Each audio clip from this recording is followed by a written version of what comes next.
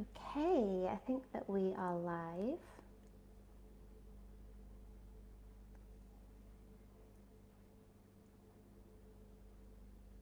Let's just check that this is working.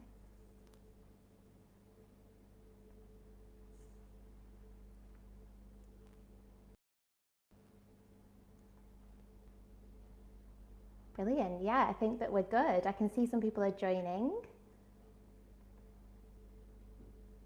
Hi, everyone that's already with us. I'm so glad that you're here. Oh, brilliant. I can see more people coming through. I hope that you're all well this evening, or wherever you are in the world. It could be the morning. I hope that you're having a great day anyway, and that you're all happy and healthy, and that your new year is off to a good start. I will just hang about for like another 30 seconds maybe before getting started. And then we can start talking about fishes, which I'm really excited to do. For those of you who don't know me, my name's Maddie. I am a campaigner with the Humane League UK. And this Q&A is all about fishes. So we put a call out to submit your questions to us for what you want to know about fishes, fish welfare, and to hear about what our plans are at THL UK for fishes in 2021. And I'm super excited to be here this evening to talk more about that with you. So thank you firstly to everyone that submitted those questions. We had some really insightful and thoughtful questions about fishes. So we did have quite a few, and I probably won't be able to cover all of them this evening, but I've selected some that I will answer for you. And it's just really great to see as well how many of you are interested in fishes and fish welfare. So recently we've seen fishes kind of moving up the agenda for animal organisations, and finally they are getting the attention that they so rightfully deserve. So now in 2021, it's really great to see that the kind of wider animal movement has so much planned for fishes, and I'm delighted to say that at the Humane League UK, we're doing our very own campaigning for our aquatic friends. So yeah, I'm just really excited to be here this evening to talk to all of you and to answer some of your questions that you submitted. So first off, before I do that, I just wanted to mention actually why at THL UK we are calling fish fishes. So it's not just bad grammar, we are doing this intentionally, and the reason is actually inspired by the ethologist Jonathan Belcom. So if you've not heard of Jonathan Belcom before, he has written a fantastic book called What a Fish Knows. And this book is really popular with the staff here at THL UK and with everyone who kind of works within the fish advocacy movement, really sings its praises. So I would definitely recommend checking that out to learn more about fishes. But in this book, Jonathan Belcom basically explains the reason to use the word fishes as plural rather than fish. And that is because using the word fish kind of lumps them together like rows of insentient corn. Whereas the truth is that fishes are individuals with personalities and relationships and the capacity to feel. And here at THL UK, we really support that. So we want to set an example of recognition and inclusion in the language that we use, as well as fighting to improve the rights of these fishes that are farmed for food. So we really want to normalise using the term fishes as the plural, and we hope that you will join us in doing that. So we can get moving on to the questions now. The first one that we had was, what is your favourite fish fact? And that was from Eve, so thank you so much, Eve, for this question. There's so many fascinating facts that I could choose from. I think that the more that you learn about fishes, it really becomes harder to pick just one fact because they are just so fascinating and diverse. But I think when I first started to learn more about fishes, I was really surprised and impressed by tuna. So tuna are just such remarkable and impressive wild animals. The Atlantic bluefin tuna can reach 10 feet in length and can grow to weigh as much as 2,000 pounds, which for context is more than a horse. like crazy size, and their specialized body shape and the fins and scales enable some species to swim as fast as 43 miles an hour, which I just think it's just so phenomenal. And then I know that we said one favorite fish fact, but I would just like to mention salmon as well. Salmon are really strongly motivated to breed in the same location that they were born. So salmon, for those of you that don't know, are born in rivers, and they swim out to sea to live their lives, but they return back to the river, so back to their place of birth, to breed, to have their babies. And this navigation happens a whole 2 to 3 years after they first leave the river, and they can sometimes travel thousands of miles to do this. And what's so fascinating is the methods that they use to navigate back to the river after all this time is stuff that we can only dream of. We can't really comprehend as humans. So they can use the Earth's electromagnetic field to help with navigation. And they can also record the chemistry of the water to such an extent that they can follow the smell gradient and retrace the odor of the river from years ago, in order to make their way back there. So it's really just an incredible feat. They're really fascinating, salmon are, and I feel like these facts really stand out to me as well, because tuna and salmon are just so commonly sold and consumed for food. And I feel that there's this disconnect between appreciating like the wonderful animals that are behind the tin on the shelf, basically. And you know, it's great to be reminded of these facts, to appreciate that these are like fascinating animals. The next question we had was from Anonymous, and it was, why is THL choosing to campaign for fishes and not a different farmed animal? So it's a great question, and for anyone who is familiar with our work here at THL UK, you'll probably know that historically we have run corporate campaigns for chickens. So whether that's egg-laying hens or chickens raised for meat, and we certainly are going to continue to do this. Our work is not done here for chickens. We're going to be doing this alongside our work for fishes. But the scale of suffering of aquatic animals just can't be ignored. So fishes have been kind of largely neglected in the past, with more relatable animals such as pigs or cows being the main focus of animal organisations' campaigning efforts. But there's such solid evidence now that fishes not only experience pain, but also experience other emotions, and they're capable of forming bonds with one another and are really intelligent in ways that we just didn't realise before. And when we consider this alongside with the fact that aquaculture, so fish farming, is such a growing industry and a really fast growing one at that, with an estimated 37 to 120 billion fishes farmed and slaughtered every year. So crazy numbers. It's really clear to us, given this, that we need to make haste in fighting for fishes and ensuring that their welfare is made a priority. We also perceive that there are some really good opportunities for change when it comes to fish farming.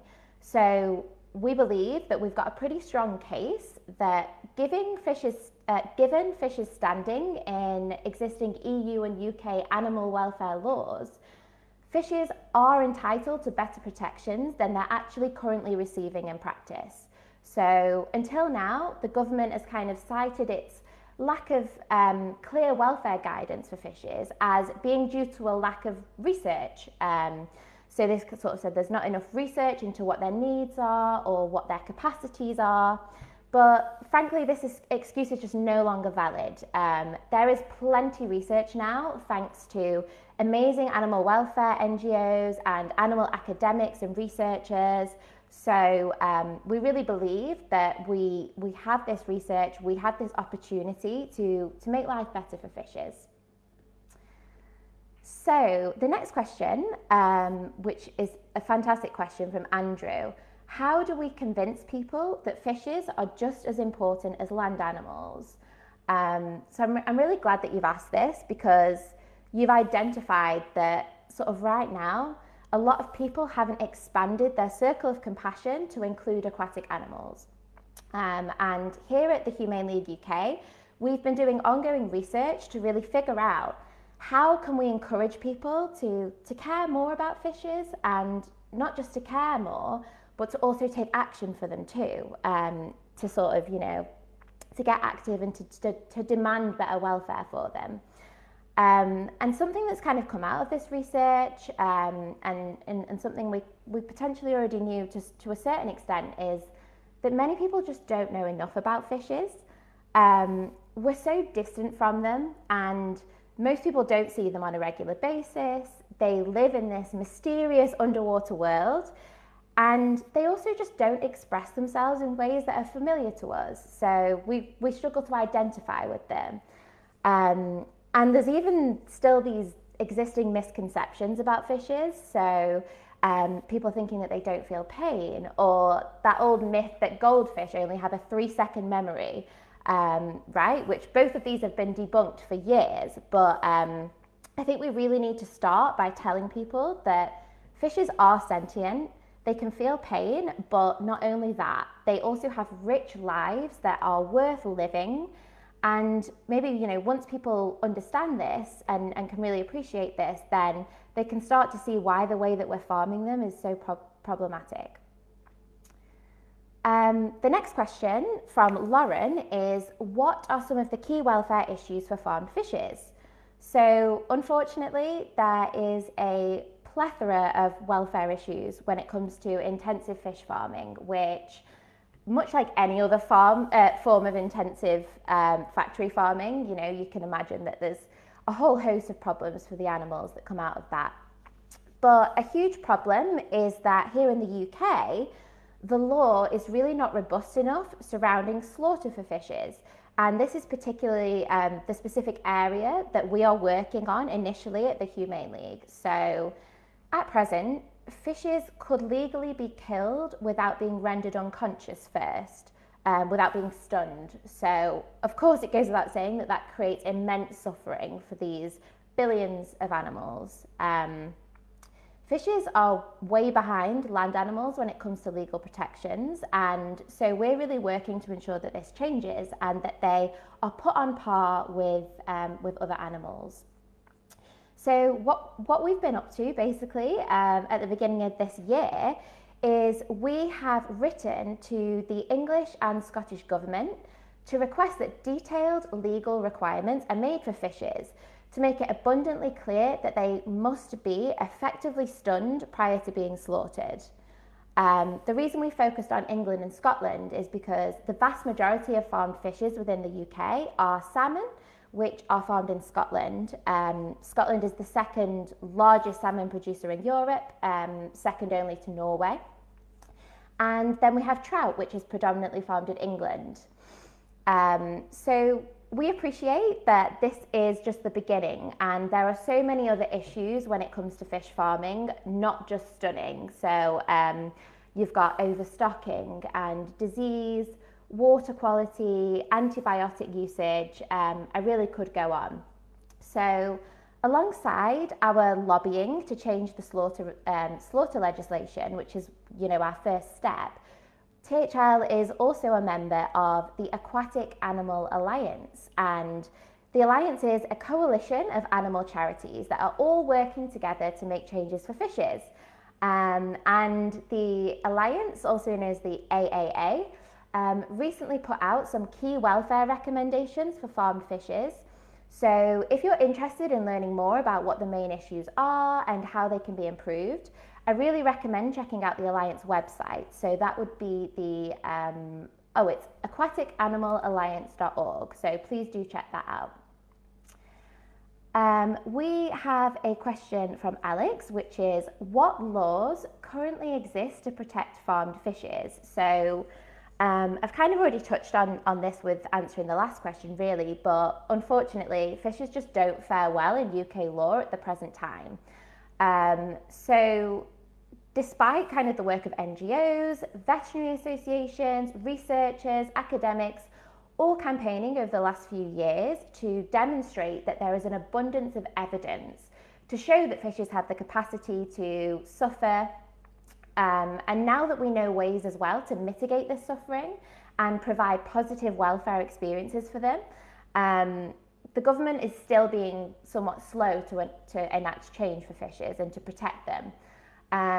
So basically, at the moment, farmed fishes are covered by the basic principle of our animal welfare legislation, which states that they should be spared unnecessary suffering.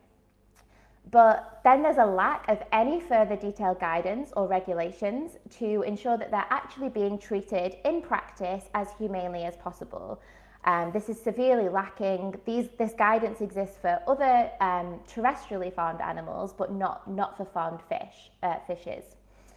So as agriculture and therefore aquaculture is a devolved issue, which means that Scotland, England, Wales and Northern Ireland have their own autonomy in this area, we're working directly with the English and Scottish governments to fight for these amendments to the legislation, starting with stunning before slaughter. We also had a few questions about wild fishing, and these kind of pertain to the outcomes of the Brexit fisheries trade deal and also some problems associated with super trawlers. So I just want to sort of say that this is slightly outside of the scope of THL right now because we focus on farmed fishes, but these are such great questions that I did really want to sort of mention them. So for those of you who haven't heard the term before, super trawlers are essentially these huge fishing vessels with enormous fishing nets attached to them. And when I say enormous, I mean really huge. And these vessels stay at sea for several weeks on end.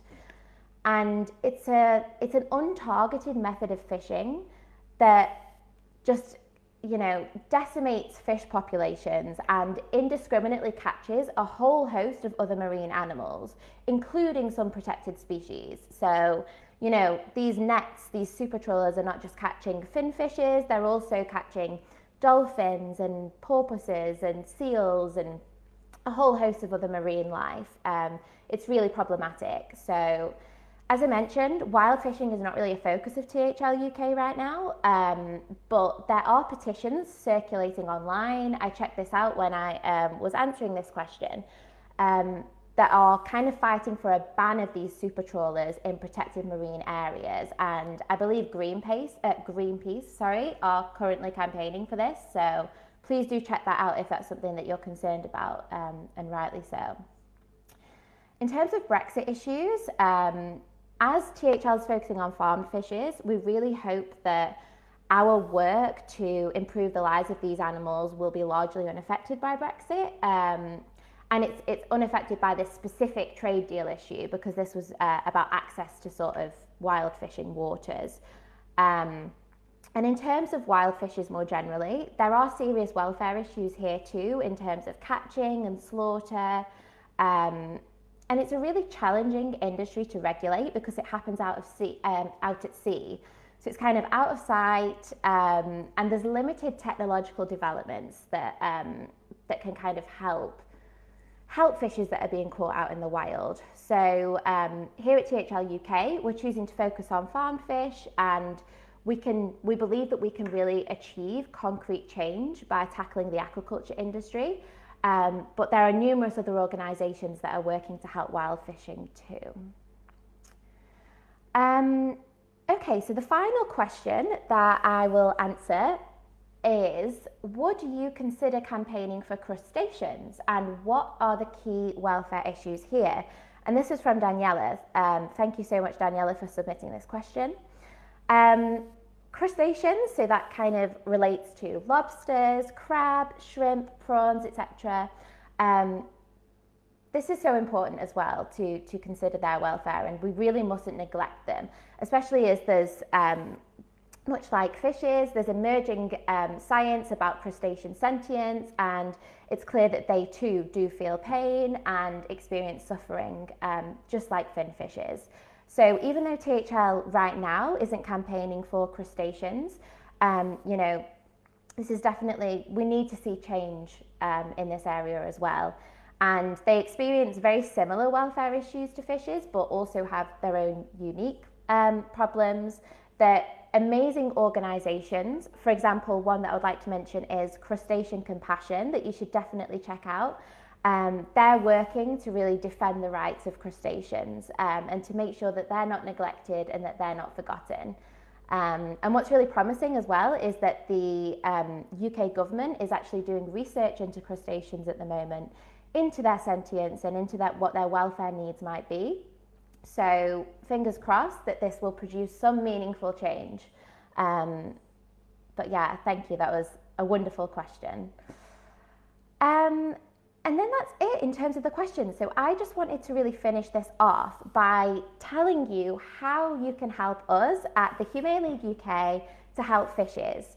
So the best way that you can stay in the loop with any campaign actions to help our work, whether this is for chickens or for fishes, is to sign up to our Fast Action Network. And you can find details of this on our website, thehumaneleague.org.uk. And if you sign up to the Fast Action Network, this will keep you informed of meaningful actions that you can take remotely to use your voice for the animals. So please do sign up to that, keep up to date with what we're doing, and we'll keep you in the loop with our work for fishes too, in any way that you can help. And a way that you could sort of help now is, as I mentioned before, we've approached the English and Scottish governments asking them to amend the existing legislation so that fishes must unequivocally be stunned prior to slaughter. And we really need to create a buzz around this issue within Parliament. So it's vital that MPs know that the public care about fishes and that they sort of fish welfare gets up their agenda and they start to be more concerned about it and realise that their constituents are concerned about it too.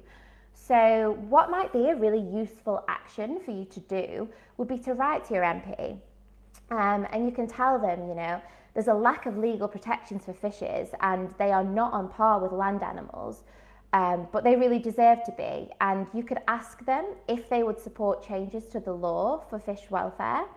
And, you know, ask them to get active for it, basically. You know, tell them that you care about it. Tell them why you care about it, that fishes are sentient and that they feel pain and that they're being so mistreated in the aquaculture system, and ask them to get behind the change. That would be super helpful.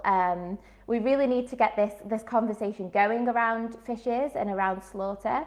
So yeah, please do reach out to your MP, send them an email, write them a letter, and get this on their agenda. That would be a great start to help bolster our work in this area. But I think I'll wrap it up there. So thank you so much to everyone for tuning in and listening this evening. I'm so glad that people seem to be so excited about working for fishes and really want to learn more. Please do sign up to our Fast Action Network, stay in the loop with everything that the Humane League UK is doing, and also check out that book, What a Fish Knows by Jonathan Belcombe. It's absolutely fascinating. It will teach you things about fishes that you never knew before, and if you're anything like me, you will come away just desperate to learn more. So yeah, thank you so much. I hope everyone has a wonderful evening and rest of your day, and I hope to see you soon.